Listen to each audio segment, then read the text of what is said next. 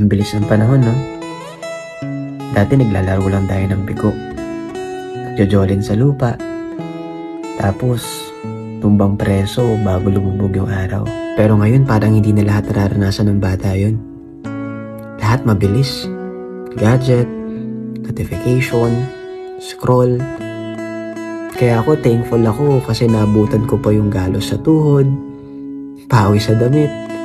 Pero sobrang saya. Kasi sa totoo lang, wala namang data noon eh. Pero grabe yung connection. Kaya alam nyo, na-realize ko, hindi lang laro yung tinuro sa atin eh. Tinuruan tayo ng teamwork, ng creativity, ng resilience, at higit sa lahat, kung paano maging masaya sa simpleng bagay. Kaya minsan hindi pala sa dami ng meron ka, kundi sa lalim ng connection at memories mo sa tao. Ang sarap balikan, no? Ang saya alalahanin lahat.